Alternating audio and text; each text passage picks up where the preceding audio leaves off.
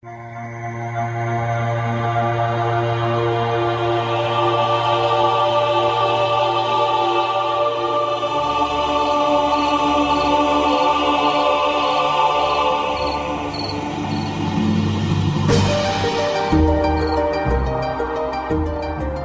week, we started our training program into building your magical power base.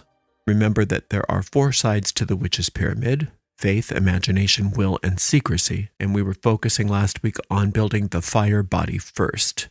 For many of you, this may have been a challenge, and I don't want you to feel like you have to finish everything in 1 week. Don't be overly critical of yourself as you go through whatever you're going through. It's a very transformative process, and transformation can be uncomfortable at times, but it should never be painful, and it should never feel like a drudge. Mostly, it should feel like a lot of fun. We are laying the foundation for your training to boost your magical power and your abilities. With various methods and traditions out there, the internet is a helpful resource, but it can also be very distracting. There's a lot of superficial information out there. And so, at least during this 18-week course, try to avoid dabbling. Do yourself a favor and focus on one thing at a time. If you're doing a witch's primer, just dedicate the time spent to this training for now, and you can start exploring after you're done with this. I recommend sticking to a system that suits you and staying with it for a while before making a lot of changes and adding and subtracting to it. Consistently following a routine builds strength, magically speaking. And as you advance and feel more confident, then you can try all kinds of different approaches and mix and match and create a craft that is uniquely your own. But for now, just stick with what we're doing here rather than allowing yourself to get distracted. Because if you start dabbling with this and that and the other thing, you're not actually building anything. You're just dabbling. Similar to if you're going to the gym, if you're working with a trainer, work with their program for a while, and then you can start branching out. But if you do a little of this and a little of that, you're not going to get the same results as if you stick with a particular system. In today's lesson, we are focusing on nurturing and strengthening the water body. And the water body is the second side of the witch's pyramid, and that is faith. Before you start working on building the water body, of course, you want to make sure that you've put enough effort into developing the fire body. The fire body should show progress after a week of consistent practice. And part of this training is the order that we're building the bodies. We're building them in order: fire, then water, then air, then earth. And then we will put them all together in week 5. In order to get the most benefit, it's important to follow the order. So you want to make sure that you've got your fire body somewhat built at least. It doesn't have to be perfect before you start working on the water body. If you look back over last week and see, all I did was like 2 or 3 days of my will list, maybe give it another week. Maybe give it another couple weeks if you need to before you start working on the water body. It's not that we're going to abandon the fire body and then start the water body. We're actually working very specifically with the water body this week, but we are also going to continue incorporating parts of the fire body, because remember that the magical body is one body with 4 sides, or actually 5. That 5th side is really the tip of the pyramid. The water body represents emotions and is tied to the part of the witch's pyramid called faith. On the other hand, the fire body is anchored to will. Water connected to faith corresponds to the chalice, whereas the fire corresponds to the athame. Strong faith is vital in magic, nurturing a firm belief in your intended outcomes. It's important to note that everyone has faith in something. You can't be without faith. Faith is just an aspect of being alive. So it's not so much that we are building more faith, but we are building our ability to hone our faith and focus our faith. We want to be able to have faith in the outcome of a spell. Without that faith in your magic, you can't really expect the results to come. Just like you have faith that the sun will come up in the morning, you have faith that you'll take another breath, you want to be able to have faith that your spell will occur. And that faith is tied to the water body. Now, some people think that the faith should be tied to the earth body. And I can understand that. But we tie it to the water body because it's important that you understand how deep the faith should be. Our water body is the depth of our soul, the depth of our being, the depth of our emotional self, our inner world.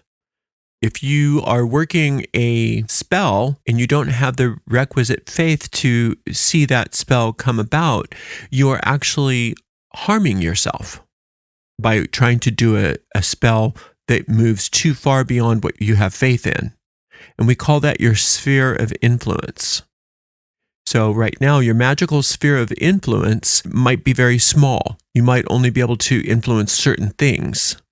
As you learn what your sphere of influence is, you start to stretch that sphere of influence and allow it to grow larger and larger over time. And the reason why it grows larger and larger over time is because your faith builds larger and larger over time. As you focus your faith, you start to learn what you can have faith in magically. Because right now, a lot of us have faith that it won't work out. Our faith is misplaced. We have our faith that the spell won't work, or that we can't get that money, or we can't have that love, or we can't have that success, or we can't have that healing. So we don't want to start doing spells for something that we have faith that we can't have, because then we aren't building our faith in the right things. We aren't focusing our faith in the right places. So we want to start smaller and build our faith over time. It's important to stay in tune with our emotions this week, because our emotional body is tied to that faith. Our emotions hold a lot of magical energy and impact. Emotions are very powerful, and so many people struggle to connect with their emotions. This week, we have to learn how to let your emotions flow naturally rather than bottling them up. You're going to be focusing on reconnecting with your feelings. This week, I want you to learn how to journal. If you don't know how to do that already, I want you to start writing down your emotions daily. What are you feeling? Don't judge what you're feeling. Just notice what you're feeling and write them down. You don't have to take long periods of time. It's not so much about spending hours and hours journaling about your feelings, just taking a few minutes every day and noticing what you're feeling and writing it down. Notice also not only what you're feeling, but where you're feeling it in your body. And describing the feelings, you can even give those feelings colors. It's important not to judge the feeling as right or wrong, but to experience what it is. Learning how to dive into your emotions at least once a day. Understanding and accepting your emotional world. That is your water body. And we're going to build that water body by not avoiding it, but by learning to immerse ourselves in it. No matter what it is that we're feeling, we're going to feel it. We're also going to start taking note of our dream world this week. Start to understand that your unconscious deep mind is the power body that makes everything happen, not the surface mind. And so part of that power body is that deep, unconscious dream world. And you're going to start bringing that unconscious dream world up into your conscious mind, even just a little bit this week. A lot of people believe that they don't remember their dreams. So this week, you're going to see if that's true or not for you by keeping a dream journal.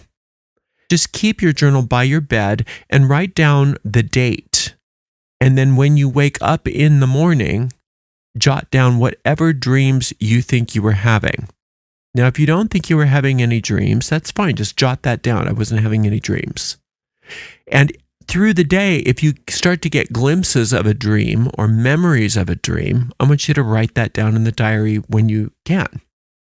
Now, some people only like to keep online journals, and that's fine. If you only like to do electronic journaling, that's absolutely fine. I personally find that it's more beneficial for me to write down with pen or pencil on paper. To me, that kinetic energy of writing seems to help me to connect to the depths of my consciousness better than just typing or using a voice memo or something like that, or voice to text.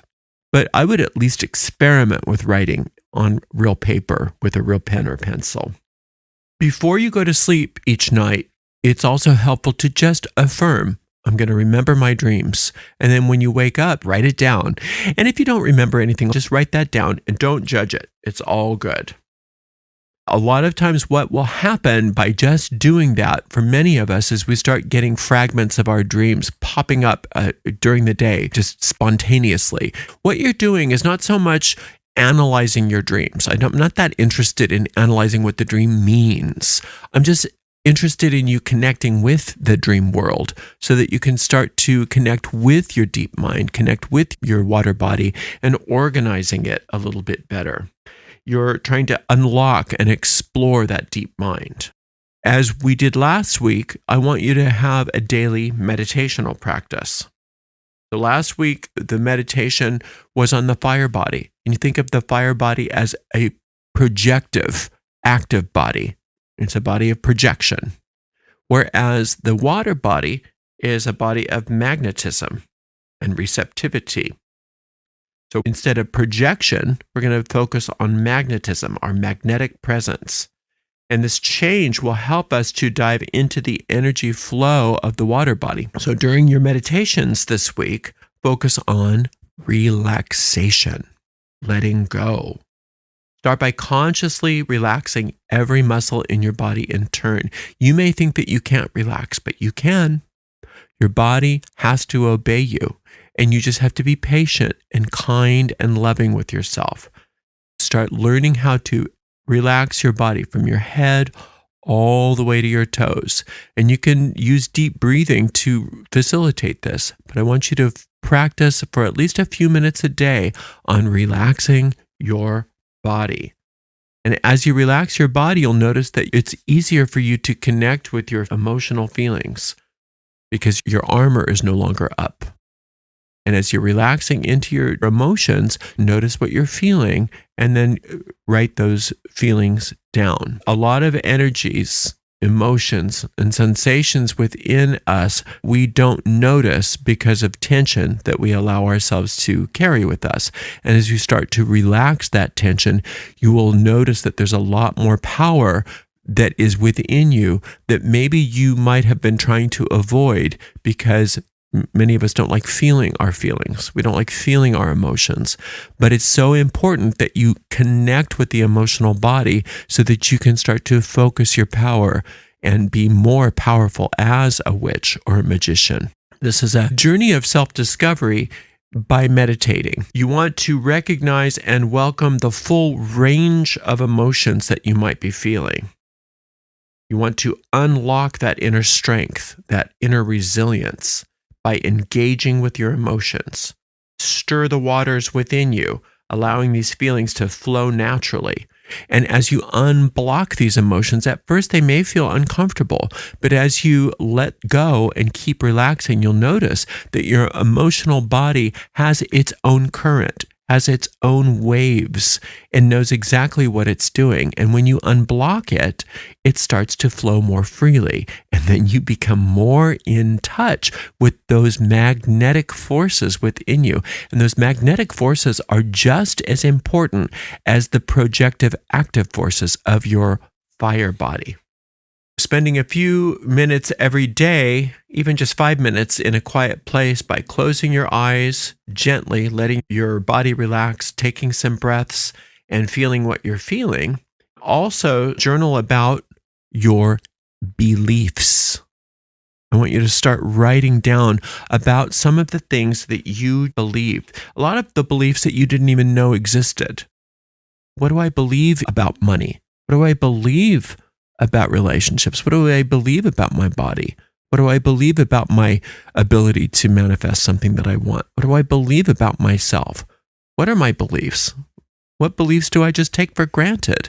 Just start writing them down. It's actually preferable if it's just stream of consciousness because we want that water body to start flowing. But remember, the water body includes not only your emotions, but what you have faith in. And a lot of the things that you have faith in will surprise you.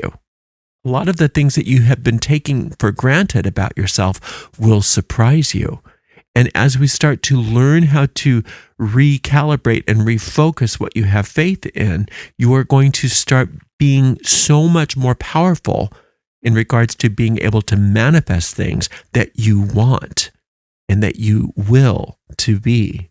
And this is where your will or fire body starts to work with your faith, your water body. And when you start having that partnership between active projection and passive receptivity or magnetism, then you start working like a very strong battery.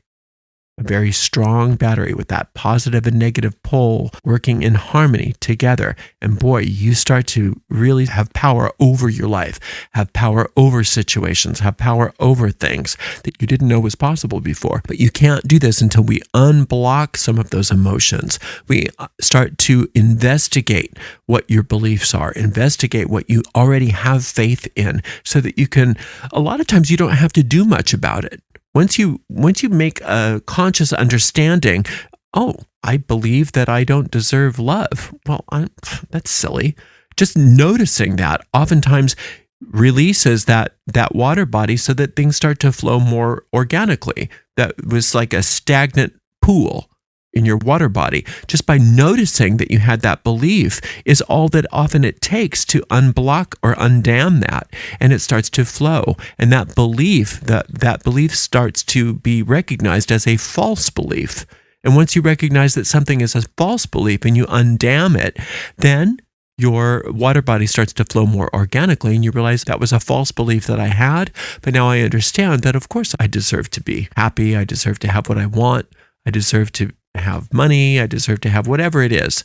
So learning to just notice what you're believing often is all that it takes. Now, there are times when it takes more work than just noticing, and you have to actually program yourself. But this week, we're not doing too much of that. This week, we're just noticing what we're feeling, noticing what we believe, and just bringing it up to our awareness, noticing what we're dreaming, noticing what that deep mind is doing, noticing what happens when we relax our resistance, when we let go of tension in our body and allow ourselves to be magnetic. A lot of times when we do this, we are opening floodgates, letting our emotions flow freely like a river. And it can be scary at first, but don't stop just because it's a little scary. You won't be overtaken because this is your emotional body. This is your power. So a lot of times when we start getting an overflow of emotions, of an overflow of our water body, because we're unblocking it, we're afraid that we're going to be overtaken. But you can't be overtaken by your own power. What you notice then is that this flow of magical power, magnetic, emotional water power, is actually what's been absent in your being able to have success in your life. So learning how to be in the flow rather than resisting the flow. As you start to develop your inner self, remember that this journey is all about being aware and exploring, not just sheer determination and will like it was last week. Whereas last week it was all about, I will get this done no matter what, which is a very important part of the equation. This week it's the opposite. I'm just going to let things be the way they are. I'm going to allow things to be the way they are. And as I allow things to be the way they are, that water seeks its own level. It seeks its own rivulet. It knows where it's going. And if I can unblock it, undamming it, no longer is that water stagnant. That water knows exactly what to do. And I don't have to do anything except for get out of the way and let it flow. I do want you to stay with a few things from last week. I want you to stay with your exercise routine. Doing some exercise is very important. You can even keep up with some of the daily will lists if that's something that you have been enjoying doing. You can do that. But I want you to keep a light touch with that and really move the focus this week on allowing and flowing and relaxing and trusting and looking and investigating at what you have faith in, where your faith is, and learning how to refocus that faith into what you want rather than what you don't want. Also, on a practical level this week, I'd like for you to consider increasing your water intake each day. just a little bit. You don't have to overdo anything, but just making sure that you're staying hydrated. Because if you have enough water in your physical body, then the water body is more able to stay in the flow. Because a lot of times what's going on the emotional, metaphysical level is a response to an imbalance on the physical level and vice versa. So if you give your body enough water, then it will be much more easy for that water body to flow. If you are going to be increasing that water intake this week, you may consider consecrating your water before you drink it. If you go onto my YouTube channel, I actually have a spell for water, how you can program water at night. And this would be a great week to play with that. But even if you don't want to go that far with doing a spell with water, you can consecrate your water before you drink it. And all you do is find some relaxation in your body and mind, place your hands over the water before you drink it, and see a nice flow of perhaps white light or that bluish witch light going into the water, and say, I bless this water with love and trust, or whatever you want to bless the water with. And then you drink it. It's a week not only for exploration, discovery, and engaging with your dream journal, but it's also a week to stop overthinking things. Just being and feeling and allowing. It can be a challenge for some of us. For me, I much preferred the fire body because I was in charge of everything and I could just focus. And the water body was more challenging for me because I had to drop all of that and just allow myself to be and allow the water body to take over and allow myself to feel what I was feeling and being okay with things the way they are. And being magnetic and receptive. And it's important that when you're looking at your emotions, looking at your dreams, all of that, writing it all down, to not analyze it, to not say, well, what does this mean? What does this mean? It doesn't matter what it means this week. It doesn't matter what your dream means. It doesn't matter what your emotions mean. It's just that you feel it. It's just that you experience it.